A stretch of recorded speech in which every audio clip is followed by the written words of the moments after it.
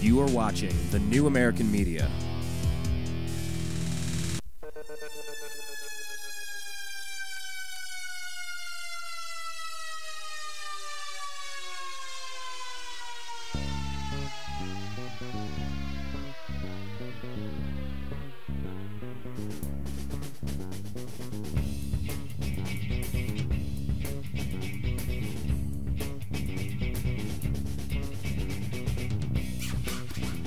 Broadcasting live from the Milky Way, the solar system, planet Earth, the United States of America, Los Angeles, California. My name is Brian Engelman. Thank you very much for being with us today.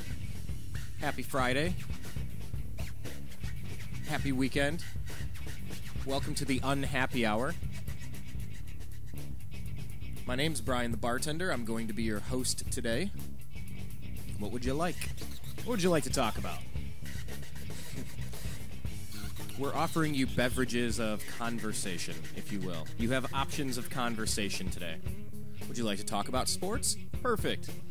How about in a couple of moments, we're going to talk with NBA scout Zach Baris about Team USA, anything else basketball, and of course the beginning of the football season, maybe the playoffs gearing up in baseball and anything else sports related. That's going on at 3:30 right now in the next few minutes. And then after that at 4:30 we're going to talk with John B. Wells. John is the Saturday night host of Coast to Coast AM, the world's largest overnight radio talk show. So if you want to talk some sports, this is a good place to be for the next hour. You want to talk about world events? And I mean anything. That is a very broad umbrella to stand underneath. You will not get drenched if you stand under the umbrella of world events. So many directions we can take that. And that's kind of why we do this here. This is kind of why we get together and we meet. You know, we sit down just like a lot of people working a long work week, and, you know, things have been, I don't know. It's been a long work week, a little bit of stress, a little bit of pressure, a little tension, you know, a little bit of let's just say it. You know, a lot of people are working really hard right now, getting tired, busting their rear ends, trying to make ends meet. We understand. We understand here at the New American Media, and that's why we talk a little bit of sports. If that's the speed that you're up to right now, that's fine. Is that the tempo that you're looking for? A little bit of sports. I mean, welcome to the only Los Angeles-based, Cleveland-centric sports show that I'm currently aware of. That's what we do here. I'm a lifelong Cleveland Indians, Cleveland Cavaliers, Cleveland Browns, and Ohio State Buckeyes sports fan. Been living out in Los Angeles, California for the past 7 years. So that's the perspective I bring to the table. Of course I'm watching Tim Tebow. Of course I'm watching Peyton Manning. Of course I'm watching the defending Super Bowl champion New York Jets. Of course I'm watching to see what roster moves they make over with the Patriots. I wonder how Terrell Owens and Randy Moss are going to do as 60-year-olds. They're just very old for the position. Maybe they could be a great, like a third option. You know, one of those, what do they call him? Kind of like a Joe Juravicious. You know, someone that, like a Brian Brennan, somebody that's there to just kind of get you those third downs, you know. A very reliable receiver, maybe not the moves and not the speed that they used to have, but just a knack for getting open and getting that first down. Yeah, you never know. But, of course, we approach this from a Cleveland perspective. You know, I think it's only fair to introduce myself to you, the listener, in that fashion. Because it's what I'm honest about. It's who I cheer for. Cleveland Browns are 2-0. Did you see that? 2-0. Whooped up on the Green Bay Packers yesterday, 35-10. Did you see that? It's interesting. You know, some people will say, "Oh, the preseason, it doesn't mean anything." Some people say it's really important. I don't know, but I'd rather get used to winning than get used to losing. Debate me on that. But one of our regular co-hosts on this program, when you're a guest long enough, you become a co-host, essentially. We're on the same page about something. You know, John V. Wells, this will be his, I don't know, third or fourth time joining the program. We're on the same page with a few things. Very curious about life and world events. And Zach Baris, who we're going to bring into the program. Zach is a lifelong Cleveland sports fan and NBA scout. So let's bring him in right now. We want to wrap up the Olympics, see if there's any other NBA news, and just bounce around the rest of the world of sports.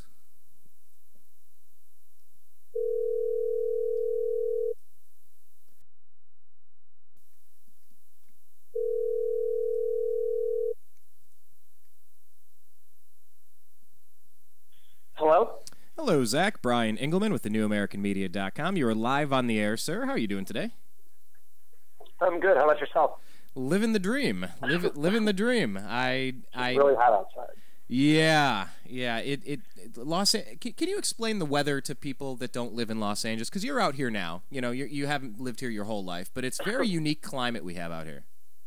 Yeah, well, June, you never see it. Well, June rarely gets sun. You have June gloom, which is usually in the 70s and 80s.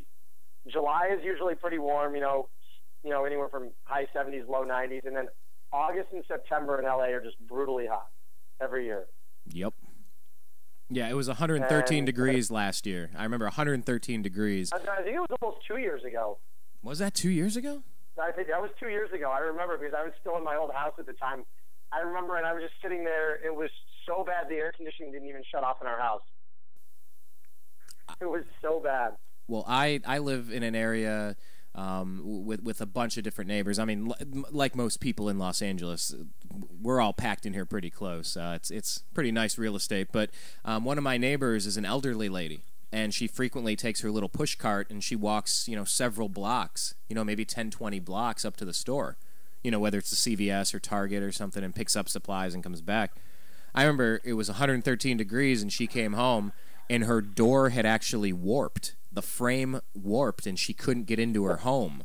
And she had been walking in 113-degree heat, and she's an older woman. I was like, oh, Lord, what can I do to help? So I had to drop what I was doing and go help her. But, yeah, it has been pretty warm. It's not as brutal as it was a couple of days ago. But, yeah, we're in the middle of summer right now, just as everybody else is starting to smell fall in the air with football. And I think we'll take it to that. We'll take it to the NFL. We'll take it to football and college football in just a minute here. But, obviously, Zach is an NBA scout. One of the big important things that just occurred was the Olympics and Team USA. So I guess let's start from there. What are you taking away from everything? We've had several days to digest what occurred, how it went down. If you had to kind of wrap it all up and sum it up for someone that didn't get to watch enough of it, what are the important points to know about the Olympics and Team USA this year? Well, Team USA, once again, of course, was the dominant basketball team. They had the most talent. Anything short of a gold medal would have been a complete letdown, considering that roster and then the talent that other teams had. Spain didn't have Ricky Rubio. Granted, I don't think it would have mattered. I think the United States would have won without, with Ricky Rubio there or not. They just put on a really good roster. Granted, they were undersized, but I really don't think it matters when you have the likes of LeBron James, Kobe Bryant, Kevin Durant, all on the same team, and Chris Paul and Darren Williams all on the same team. I really don't think it matters. I mean, obviously it showed it did. We were a little worried when we were originally evaluating the roster, looking through it, and going, this team only has one true center on it, and that was Tyson Chandler. There was no Dwight Howard, no Andrew Bynum. It honestly didn't matter that it came down to it. The United States basically just obliterated almost every single opponent, in the Olympics. And that was something that we were supposed to expect, but I would say there were a couple of close games, and I didn't expect a single game to be as close as some of these were. Do you think the level of world competition is rising up? Because it seems like we put out just an incredible all-star cast of characters, and we were challenged a few times. I think it was at its peak 8 years ago. I really do. When the United States failed to take home the gold, or no, when did they fail? I'm trying to think what year they failed. Was it 2004 they failed to take home the gold? It was about a decade ago. I might be 2 years off on it. And that's, I think, when international basketball was best, because you had Dirk Nowitzki was in his prime, you had Ginobili, guys like that were in their prime at the time. And nowadays, other than last year, a year ago's draft, not this year, where there was very little American talent in the draft, basically besides Kyrie Irving, there were a lot of foreigners drafting, Jonas Valanciunas, Enes Kanter, even Tristan Thompson, who's Canadian, and you had a lot of foreigners being drafted in the top 10, top 15 picks, because there just wasn't a lot of American talent. People were reaching, obviously, to go for, a higher potential than just taking the given talent in the American players. But like I said, it's changed in recent years. It's basically come back. Most of the superstars in the NBA now are American for the most part. Nowadays, I think international ball, it was at its peak a few years ago. Like I said, Argentina is only going to be on the downside from here on in. You have guys aging like, Ginobili's already in his early 30s. You have, what's his name, Luis Scola, Nocioni. Those guys are already at the point where they're, on the downside of their career. Especially in 4 years, I don't know what kind of team, they're going to be putting on the floor. Pau Gasol is getting older. These guys are not getting any younger at this point, and I don't know if the international level is getting any better than it was, in the early 2000s when the Americans lacked, some kind of talent, when the Americans lacked a true superstar, other than Kobe Bryant. Right, and you have a situation where David Stern, he's really trying to make a push to turn this into a global game. Soccer's huge across the world, but it is a distant, I don't know, what would you say soccer's behind in America? Football, baseball, basketball? Football, baseball, and basketball. Hockey? And I don't even, maybe hockey, I don't know. I don't know. I don't either. I couldn't tell you 3 people that play soccer. I could give you a list of soccer players. I mean, soccer is definitely a growing sport in the United States. I will definitely say that. 10 years ago, I didn't have any friends that could have, cared about soccer. Nowadays, everybody wants to watch Team USA when it's on. I mean, definitely, I've taken more interest in the sport too. It has a rising popularity here in the United States. I can say that, but like I said, it still comes 5th on my list of my favorite sports.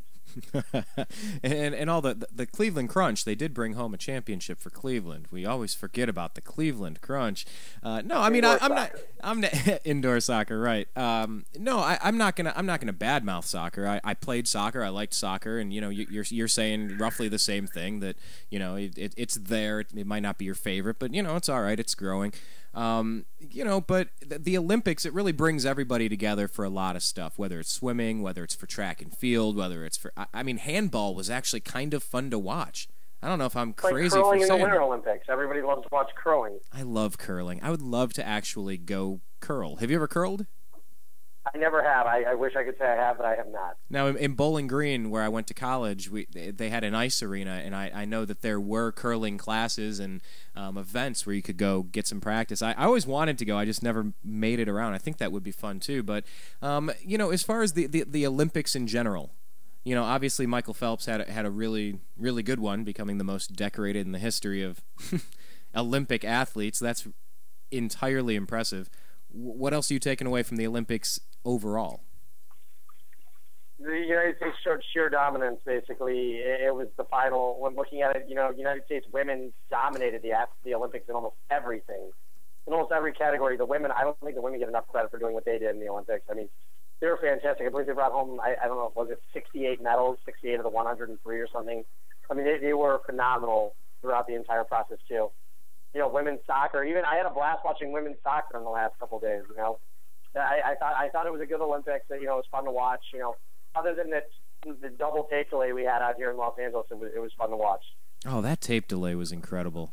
It was so ridiculous. You'd always try to find things that are going on. I'm reading about it on Yahoo and reading about it on Twitter, and you can't find it on TV.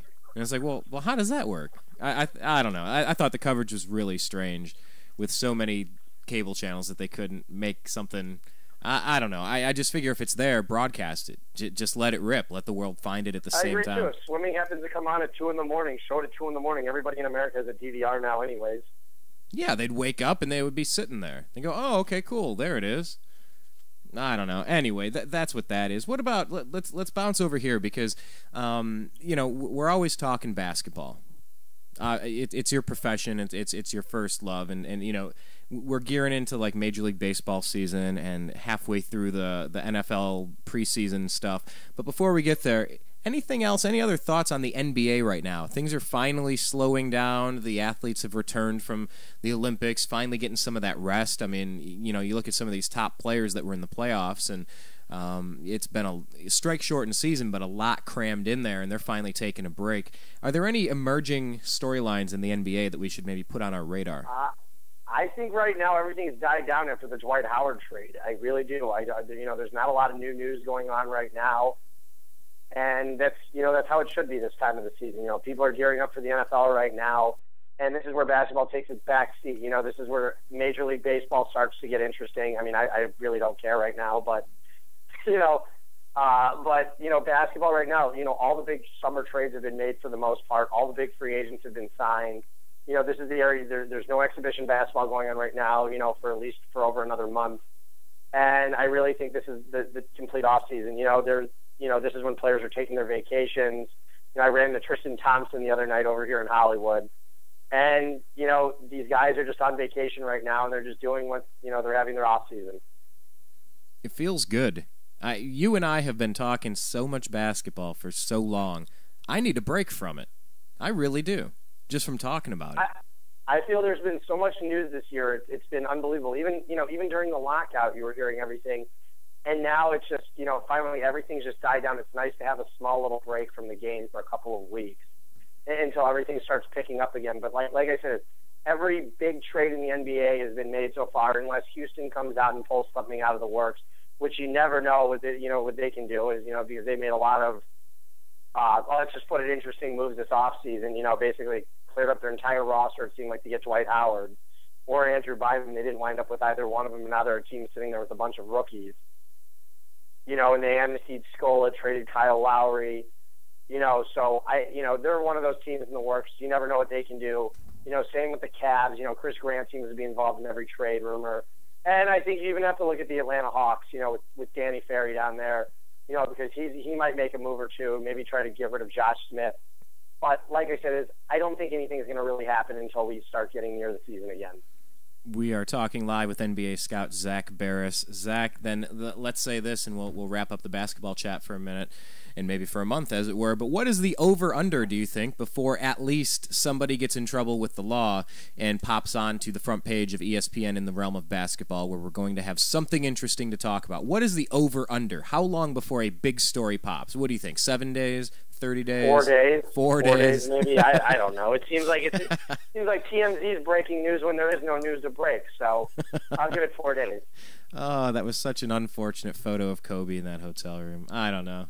Look, man. I just whatever. That was just very unfortunate. I don't know how they talked their way out of that one, but anyhow, moving away from basketball for a minute, and it feels good to just kind of put it up on the shelf and say, look, basketball, playoffs, NBA, it's all pressing pause. Let's just set it up on the shelf. You are watching The New American Media